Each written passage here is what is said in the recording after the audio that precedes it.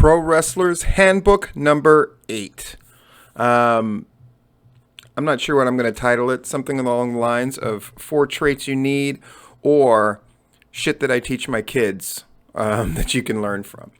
So, first, fucking an unboxing. I'm finally caught up with the packages that I've got, and I know when I check the box today, there's going to be a couple more, so I want to stay on top of that shit. By the way, thank you for the people who have been watching the videos. Yes, I put out a couple in a couple of days, and now this is 3 in 3 days. Shit's going to keep on coming. I'm feeling it, and I need to practice what I motherfucking preach, so that's what I'm doing. Let's do this unboxing, though. I'm excited.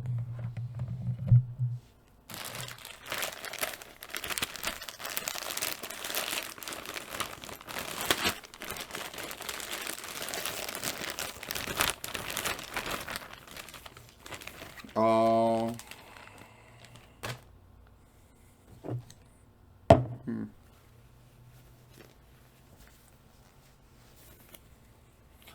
Oh, he's so cute.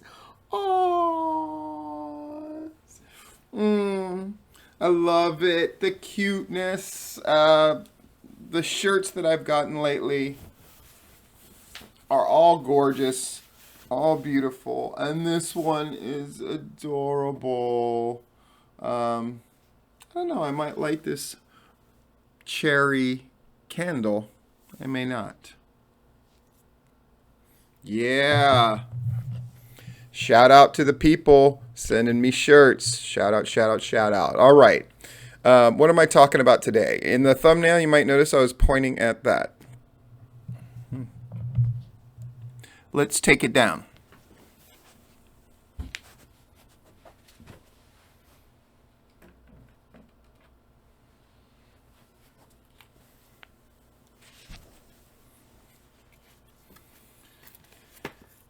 Yay.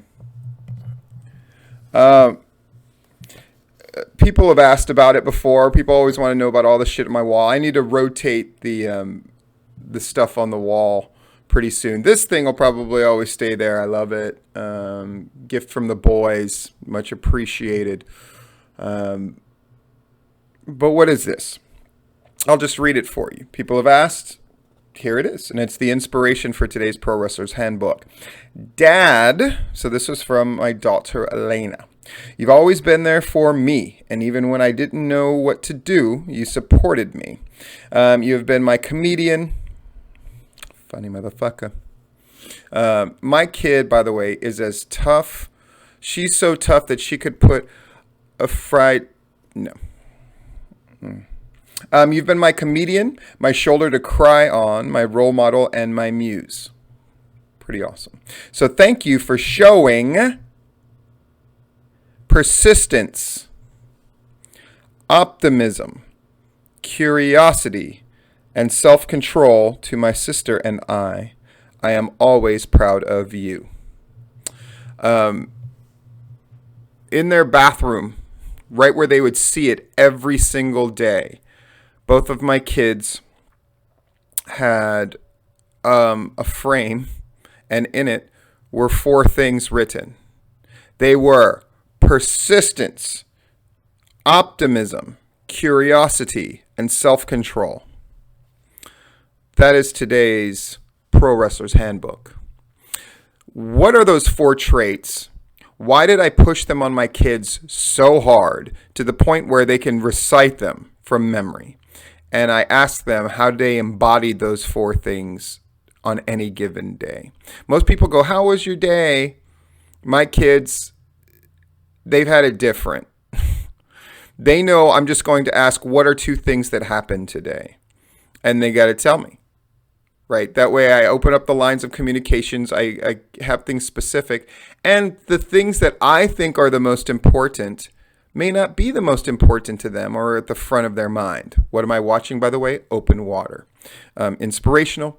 It's kind of horror movie, sort of a thriller, I guess, about 2 people that are out on the ocean on a dive, and then the boat inadvertently leaves them, so now they have to deal with sharks. But it's really about the relationship between the couple.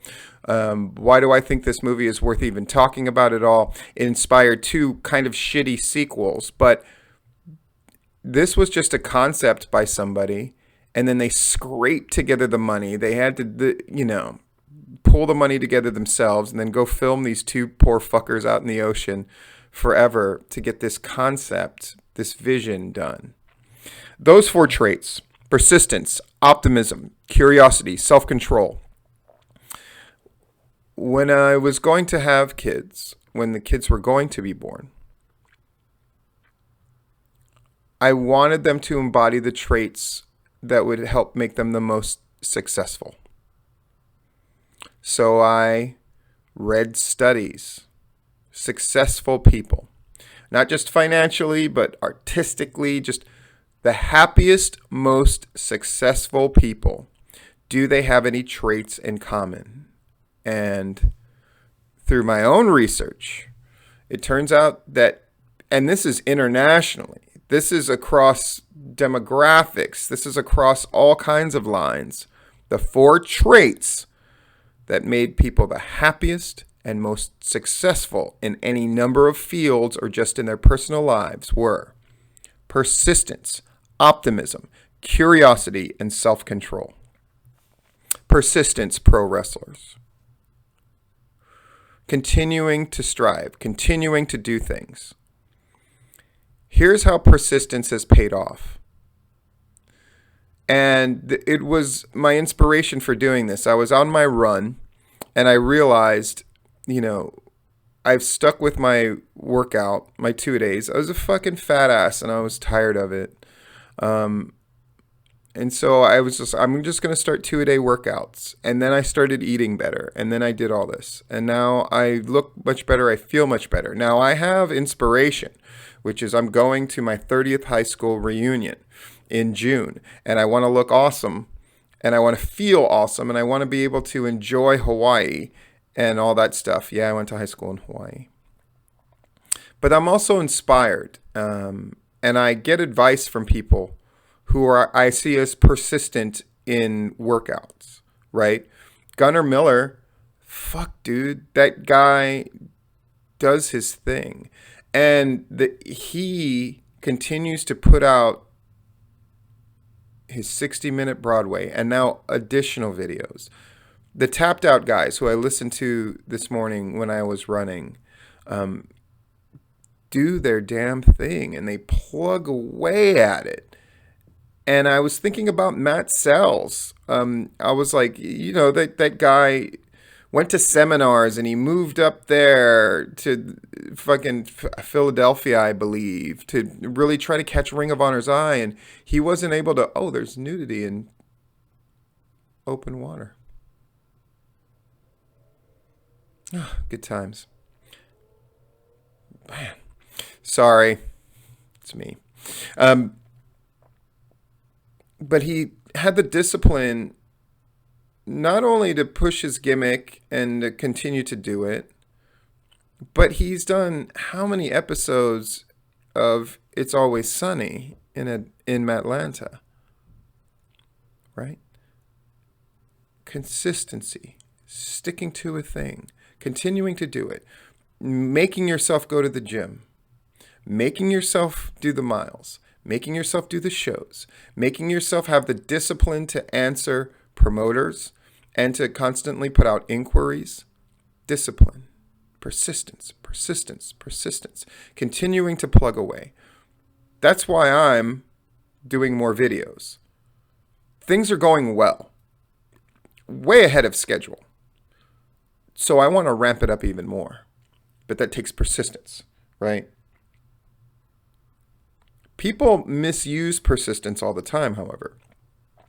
I hate the general idea of a wrestling seminar and this idea of, you need to get to these seminars. These guys say they want to be better, but they should keep training and blah, blah, blah, blah, blah. Persistence. Let's be real. How much are you going to get out of just a generic seminar? Nothing. That's just a placebo to make you feel good. I went and I helped my career and blah, blah, blah, blah, blah. There are people that you can really learn from in a seminar. But if you're a newer wrestler who's really serious about man, I want to start making connections and I really want to make my mark and I really want to blah, blah, blah. One, you should be consulting with people who can actually fucking help you and go out of their way to impart knowledge and personalize it, like me. Number of people are already doing that, by the way. And they have an advantage over a lot of other people. I'll just say that. But you've got Dr. Tom there, where you can go to Knoxville, Tennessee, and train with him for 6-week period and be fucking awesome. With a guy who's hooked up at MLW. With a guy who can send you to other places. Who can take you and send you to Dutch Mantel so you can talk to Dutch Mantel. And for a relatively low amount of money, get advice from Dutch fucking Mantel. All this is accessible and well within driving distance of people in the fucking South. That's persistence. Paying $50 or $30 for some seminar with some fucking guy is probably not going to do a goddamn thing for you. That's just me being honest, and a lot of people might listen to this and go like, oh, fuck you, Steve, and blah, blah, blah, blah, blah. I'm just saying. Optimism. You got to have a goal, and you got to strive for that goal, and you got to believe you're going to achieve that goal. And you can't quit. You got to quit. And this goes for wrestling groups, wrestling promoters, bookers, and wrestlers. You got to quit looking around and going, this person's stealing from me, and this person's trying to fuck me over, and this person's blackballing me, and why are they giving that guy a push? And I'm fucking optimism. When I started Platinum Championship Wrestling, for example, I mean, watch the booker, motherfuckers. That was me starting over, and that was me conning my way into a space where I could put the ring, and it's 3 people bumping around.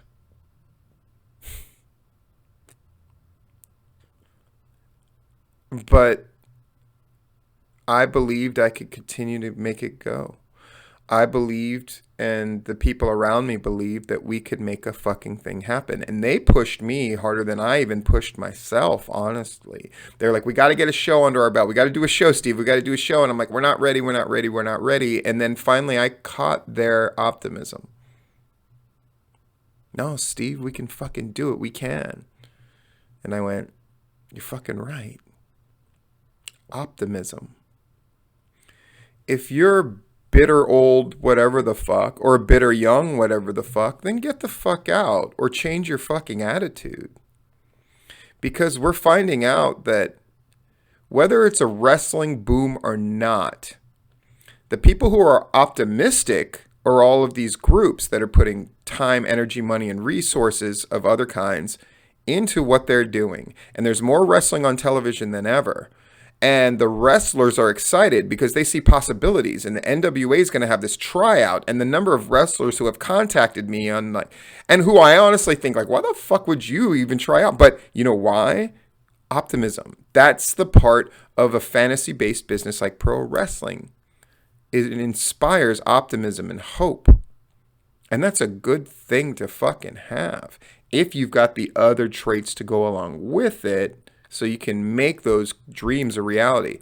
But these guys who always shit on, I'm so tired of fucking guys talking about their fucking dreams and you should get something just because it's your dream.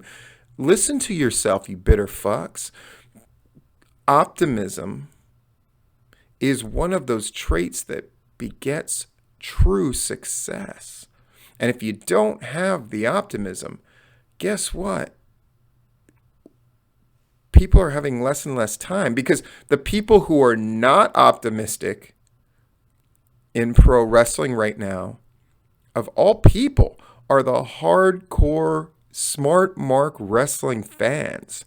They're the ones that nobody can fucking stand. Have you noticed? Other wrestling fans can't stand them. Promoters, bookers, the boys, the smartest of the smart fans who fucking pick everything to death and constantly, they're the ones that are going like, but we're the ones who make pro wrestling. Without us, there wouldn't be blah, blah, blah. Everybody hates those fuckers. You know why? They're not optimistic. Which one are you going to be? I know which one I'm going to be. Oh. Hot women send me shit for free. People pay me to talk about wrestling.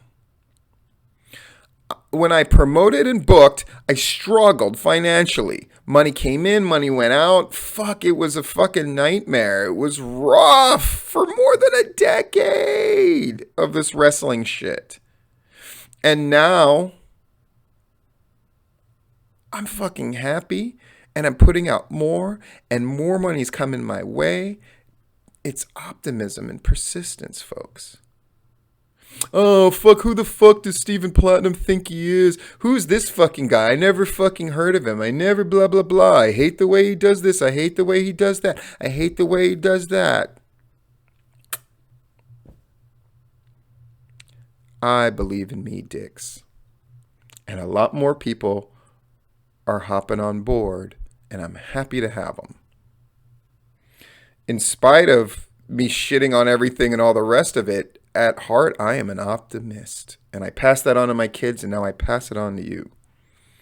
Get out of your fucking head.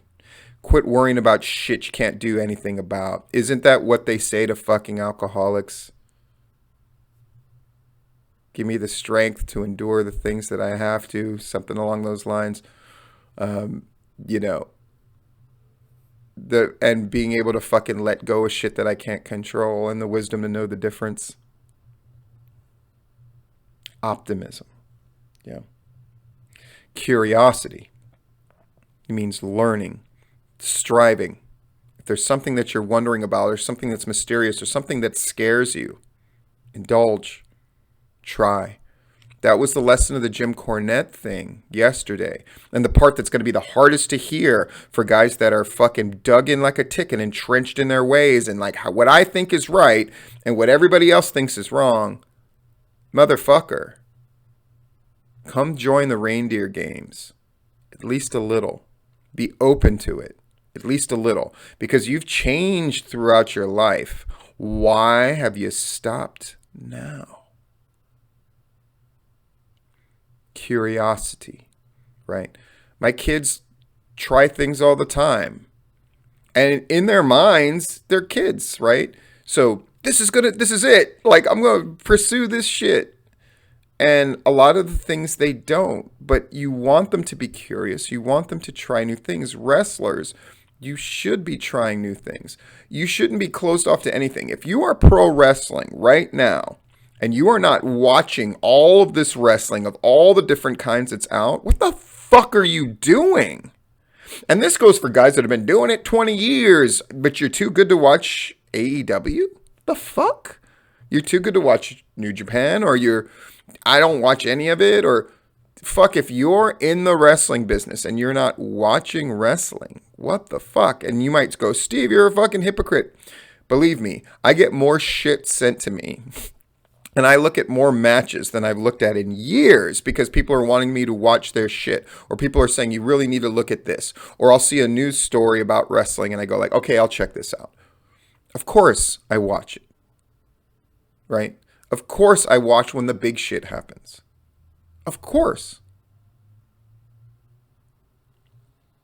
Persistence. Right? Curiosity. Optimism, self-control. There are people who are excelling right now, but they're already showing signs of fucking it up. They're smelling themselves, they're feeling themselves, and they're already showing a lack of self-control. And you can see the fucking wall coming. Maybe I'm wrong about it. Self-control. Controlling what you put out there for others to witness. I always held one standard when a wrestler would ask me something, especially something that they were going to display publicly. What good can come of this? And if the answer is nothing, or the reward is not worth what you're risking, then don't do it. Then don't do it. Self-control. Put down the fucking pizza. Not because it's going to break you, but because the discipline is the art. The discipline is the major part of that shit. It's why they still do weigh-ins. Yes, of course they could calculate what your weight should probably be.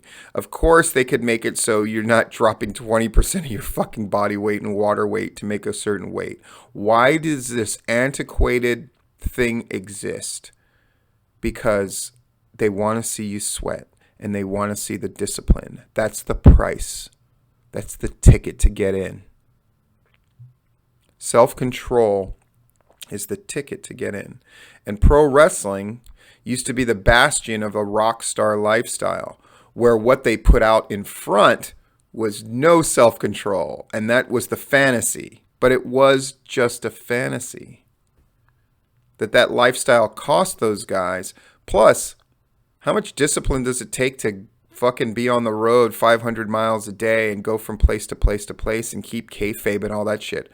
That's a ton of self-control. Of course they had valves and outlets. Of course they drank too much.